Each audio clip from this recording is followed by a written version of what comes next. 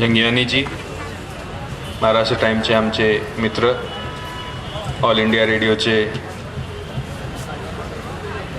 भक्तेजी, उपस्थित ज्येष्ठ नागरिक मंडळाचे सगळे सदस्य, आदरणीय भाऊसाहेब, सगळ्या कॉलेजेसचे प्राध्यापक, त्याआधी जे इकडे LMH वाले जो पूर्ण स्टाफ आहे डावीकडचा, सगळे इकडे समोर येऊन बसा. बाकी बाहेर कोणी जे काही टीचर्स असतील त्यांनी कृपया समोर येऊन बसावं. सोना प्रसाद, मधुरा, श्रीकांत सब आके कृपया बैठे. जाडे साहेब सगळे इकडे येऊन बसा.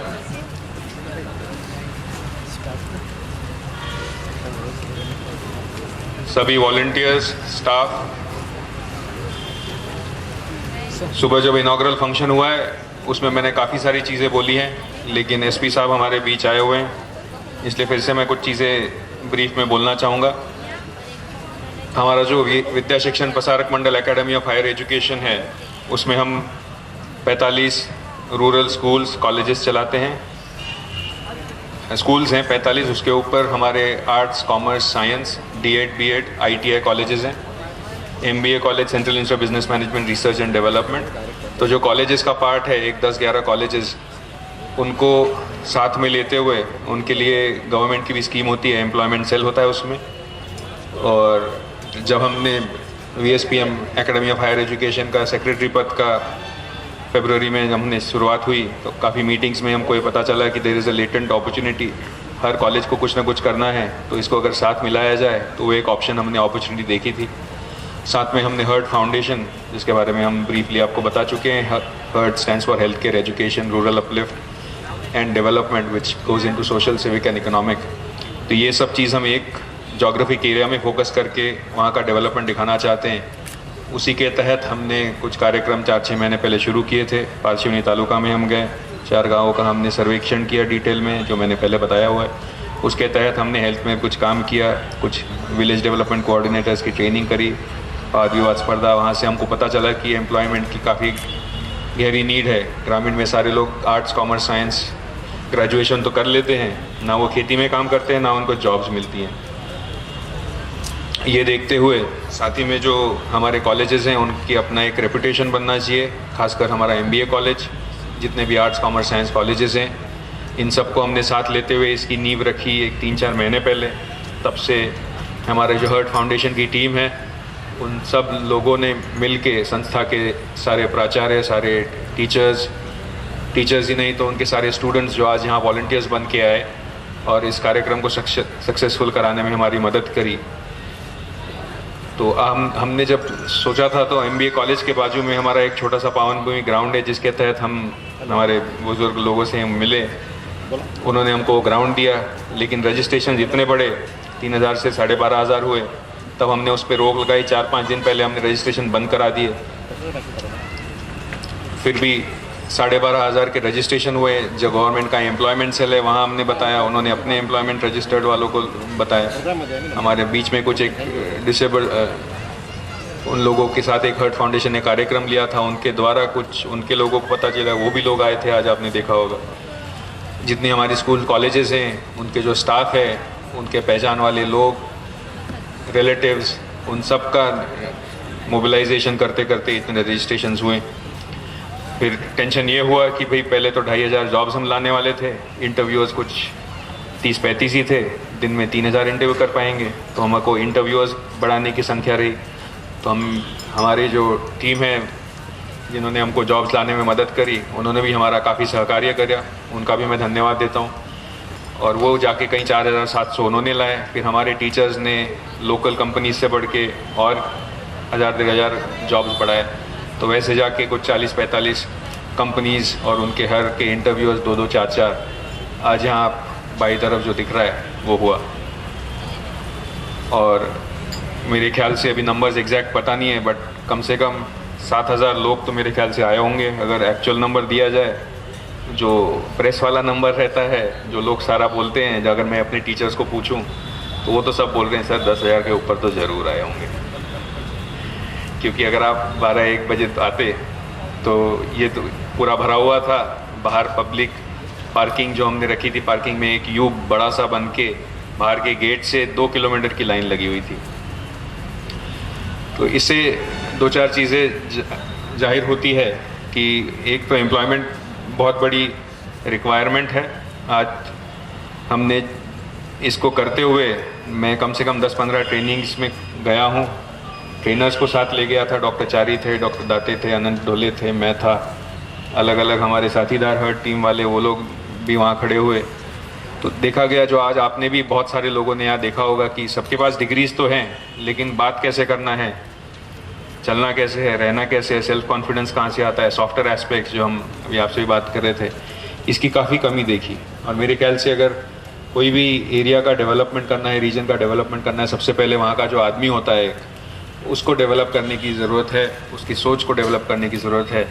और उसी के तहत हमारी जो पहले भी संस्था जो 30-35 साल से चल रही है, VSPM academy of higher education, जिसने 70 और 80 के शतक में जो access to education, school education का जो इशू था, एटलीस्ट नरखेड़ और काटोल तालुका में जोरों से, जो आप पर कल परसों आपने देखा था न्यूज़पेपर में कि नागपुर का साक्षरता सबसे ज़्यादा है, तो मैं उनसे वही कह रहा था कि 10% कम से कम इसका श्रेय आदरणीय भाऊ साहब जी और हमारे पिताजी को जाता है, क्योंकि इन्होंने स्कूल्स और कॉलेजेस वहाँ खोली। वहीं नहीं तो सावनेर में, नरखेड़, अलग अलग तालुकाओं में खोली, पारशिवनी में खोली। पारशिवनी में मैंने सुबह ही बताया कि कोई कॉलेज नहीं था 91 तक, वहाँ कोई ग्रेजुएशन नहीं करता था, वो हो रहा है। 2-3 साल पहले हमने कॉमर्स खोला है। अभी अरविंद बाबू देशमुख प्रतिष्ठान के तहत हमारे पिताजी ग्रामीण में school education, English medium education शुरू कर रहे हैं, जबकि बाकी जो ग्रुप्स हैं वो सारे शहरों में स्कूल्स खोल रहे हैं इंग्लिश मीडियम। तो मूलभूत जो डिफरेंस है हमारे संस्था और हमारे फैमिली में, हम ये देखते हैं और इसी को आगे बढ़ाते हुए इसकी जो नींव रखी गई, हमें लगता है हमारे जो दादाजी हैं, जिनको हमने कभी देखा नहीं बट सुना हुआ है, भाव साहब से सुना हुआ है, अलग अलग लोगों से जो सुना हुआ है, कि जब वो नरखेड़ तालुका में जाते थे, नागपुर ऑरेंज ग्रोवर एसोसिएशन के वो प्रेसिडेंट रह चुके हुए हैं, फाउंडर प्रेसिडेंट, कभी वो आगे नहीं आए। उनको जनरली हमारी भाषा में किंग मेकर कहा जाता था। उत्तरी देव थे, एक चांडक जी थे, जीवनलाल जी एक हमारे दादाजी थे, और एक शंकर लाल जी गेडाम थे। तो गेडाम जी मिनिस्टर थे, उनका इलेक्शन शायद कुछ उन्होंने 48 रुपये में कराया था उस ज़माने में, जो हमने सुना हुआ है। जब हमारे दादाजी की डेथ हुई तो कुछ 2 किलोमीटर जब निकली थी, 2 किलोमीटर के करीब लोगों की भीड़ लगी हुई थी। तो ये इससे दिखता है कि वो जब नरखेड़ में निकलते थे, कहीं अपना काम करने के लिए रास्ते में रुकते थे, कोई बंदे को समझाते थे कि तुम ऐसा करो वैसा करो, और इसी में उनकी बहुत सारी जो आयु है उसमें गई, और इस वजह से जो उनका सोशल समाज में नाम हुआ, जिसकी वजह से हमारे पिताजी उनके समाज कार्य से जो राजकारण में आए और राजकारण में जो डेवलपमेंट किया, इसको आगे कैसे लिया जाए, इसका हमने एक छोटा सा कॉन्सेप्ट हर्ट फाउंडेशन के तहत रखा है। और इसको आगे ले जाने के लिए जो हमने बताया, पारशिवनी तालुका हमने चयन किया है, उसमें हम 20 गाँवों को सिलेक्ट करेंगे, उसमें काम करने की कोशिश करेंगे, उसमें से जो अच्छे रिस्पांस आएंगे 5 गाँव में, उसको आगे बढ़ाते रहेंगे। साथ ही में उनके लिए एम्प्लॉयमेंट फेयर सिर्फ हम कर नहीं सकते, तो हमारी जो संस्थाएं हैं, सारे कॉलेज वाले हैं, हमारे जो स्टूडेंट्स हैं, इनका भी फ़ायदा हो, उसमें से ये निकला हुआ आज का जो एम्प्लॉयमेंट फेयर है। और एम्प्लॉयमेंट फेयर में आज मेरे ख्याल से रजिस्ट्रेशन कुछ 7,500-8 हज़ार हुए हैं। जॉब ऑफर्स किती दिले?